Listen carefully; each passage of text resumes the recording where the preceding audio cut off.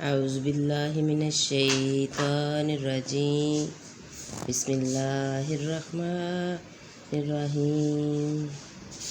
سورۃ النساء پارہ نمبر 7 سے آج ہم اپنے ترجمے کا آغاز کرتے ہیں۔ اللہ تعالیٰ میرا پڑھنا اور آپ کا سننا قبول کرے۔ اللہ تعالیٰ ہمیں قرآن پاک کی تعلیمات کے مطابق زندگیاں گزارنے کی توفیق عطا فرمائے۔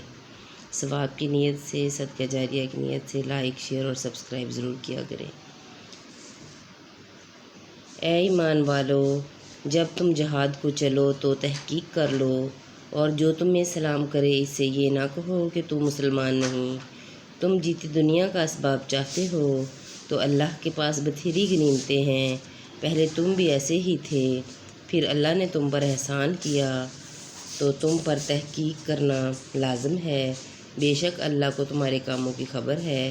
برابر نہیں وہ مسلمان کہ بے عذر جہاد سے بیٹھ رہیں، اور وہ کہ راہ خدا میں اپنے مالوں اور جانوں سے جہاد کرتے ہیں۔ اللہ نے اپنے مالوں اور جانوں کے ساتھ جہاد کرنے والوں کا درجہ بیٹھنے والوں سے بڑا کیا، اور اللہ نے سب سے بھلائی کا وعدہ فرمایا، اور اللہ نے جہاد والوں کو بیٹھنے والوں پر بڑے ثواب سے فضیلت دی ہے۔ اس کی طرف سے درجے اور بخشش اور رحمت، اور اللہ بخشنے والا مہربان ہے۔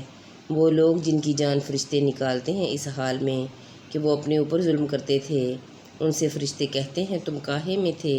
کہتے ہیں ہم زمین میں کمزور تھے۔ کہتے ہیں کیا اللہ کی زمین کشادہ نہ تھی کہ تم اس میں ہجرت کرتے؟ تو ایسوں کا ٹھکانہ جہنم ہے اور بہت بری جگہ پلٹنے کی۔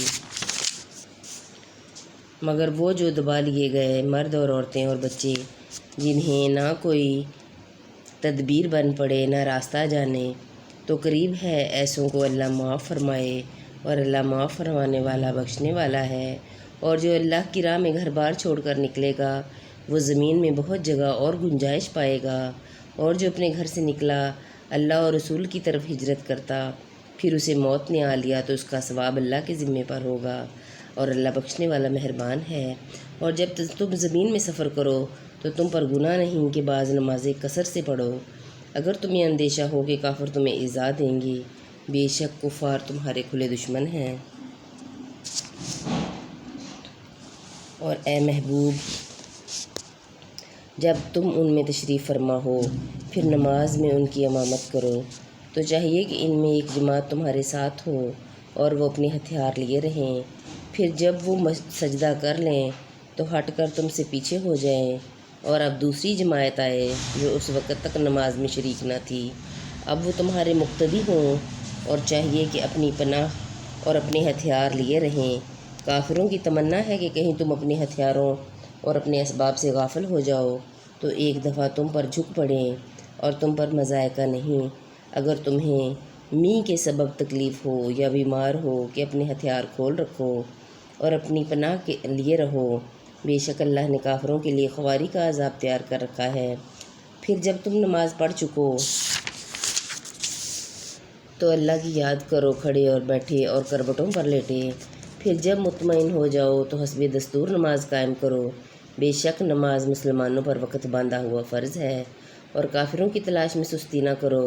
اگر تمہیں دکھ پہنچتا ہے تو انہیں بھی دکھ پہنچتا ہے جیسا تمہیں پہنچتا ہے، اور تم اللہ سے وہ امید رکھتے ہو جو وہ نہیں رکھتے، اور اللہ جاننے والا حکمت والا ہے۔ اے محبوب، بے شک ہم نے تمہاری طرف سچی کتاب اتاری، لوگوں میں فیصلہ کرو جس طرح تمہیں اللہ دکھائے، اور دغا والوں کی طرف سے نہ جھگڑو، اور اللہ سے معافی چاہو۔ بے شک اللہ بخشنے والا مہربان ہے۔ اور ان کی طرف سے نہ جھگڑو جو اپنی جانوں کو خیانت میں ڈالتے ہیں۔ بے شک اللہ نہیں چاہتا کسی بڑے دغا باز کو، گنہگار کو۔ آدمیوں سے چھپتے ہیں اور اللہ سے نہیں چھپتے، اور اللہ ان کے پاس ہے جب دل میں وہ بات تجویز کرتے ہیں جو اللہ کو ناپسند ہے، اور اللہ ان کے کاموں کو گھیرے ہوئے ہے۔ سنتے ہو یہ جو تم ہو دنیا کی زندگی میں تو ان کی طرف سے جھگڑے، تو ان کی طرف سے کون جھگڑے گا اللہ سے قیامت کے دن، یا کون ان کا وکیل ہوگا؟ اور جو کوئی برائی یا اپنی جان پر ظلم کرے پھر اللہ سے بخشش چاہے تو اللہ کو بخشنے والا مہربان پائے گا، اور جو گناہ کمائے تو اس کی کمائی اسی کی جان پر پڑے، اور اللہ علم و حکمت والا ہے۔ اور جو کوئی خطا یا گناہ کمائے پھر اسے کسی بے گناہ پر تھوپ دے، اس نے ضرور بہتان اور کھلا گناہ اٹھایا۔